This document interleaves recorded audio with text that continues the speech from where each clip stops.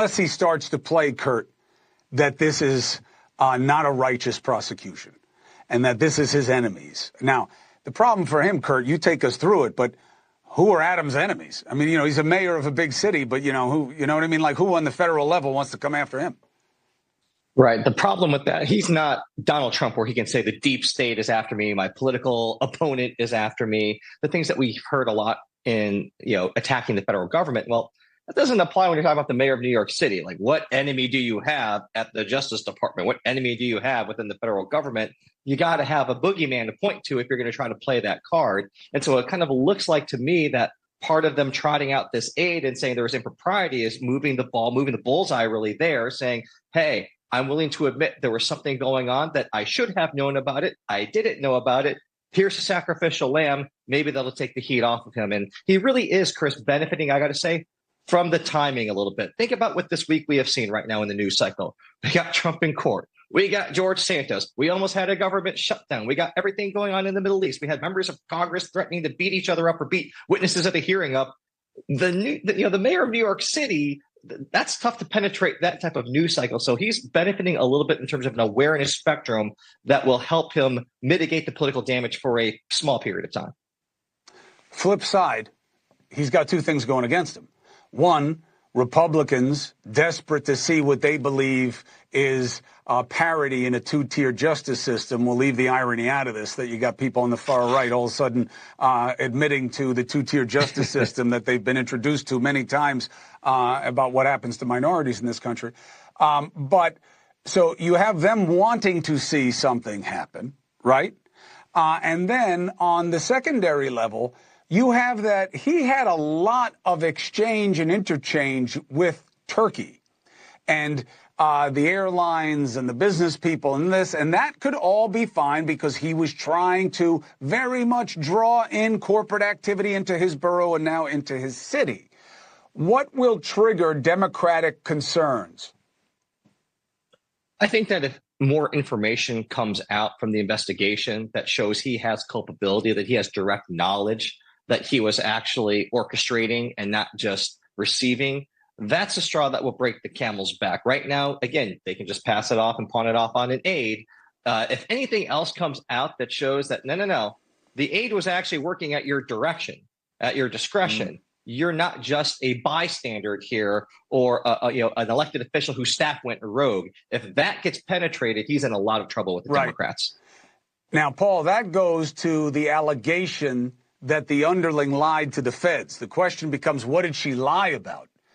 We don't know right now, but if what she lied about was Adams knowing, that's one set of problems for him. If she lied about this all being okay and it was something she was keeping from Adams, then that's good for him. Although it would be weird for underlings to be part of a scheme where there was no benefit to their boss. Well, I think here you have to look back to how this thing started. There was a Turkish, I think it was a construction company that was contributing to the Adams campaign.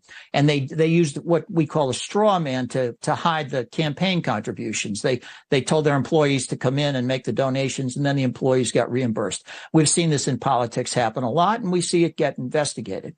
Now, what is the aide lying about? Did she know that the employees who contributed got reimbursed? Maybe she didn't know about that either. It looks like maybe she's involved because maybe she tried to hide her knowledge from the mayor and from others, and she lied to the FBI. But that doesn't necessarily mean she knew about the original scheme. It could be in the end her only problem is that she told a lie to the FBI because, as you said before, Chris, that is a crime. So until we see the inner workings of this investigation and what they have, it could turn out to be a big nothing in the end. It's unfortunate, though, that it's happening with respect to New York City now, with all of the problems we're having financially, with the migrant, population moving into the city and the cost to the city. He's been hoping to get federal money, and this thing's just getting in the way of him being a good mayor who could communicate with the feds on issues other than his own case. Yeah, he should have gotten federal help, by the way, especially when it's an in-party president.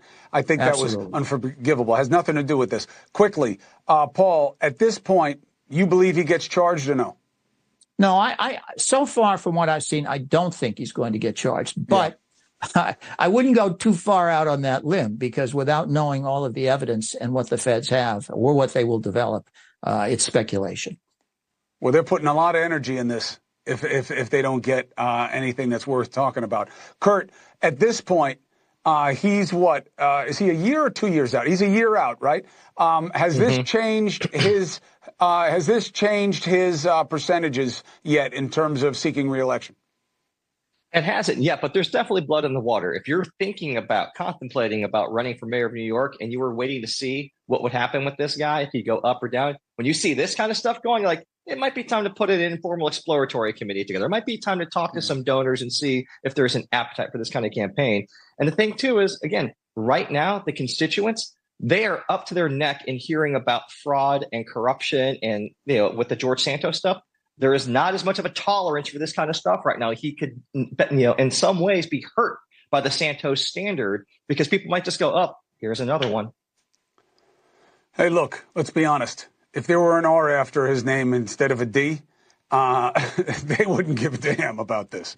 I mean, come on. Let's be honest. They stick with their own. They blame the deep state.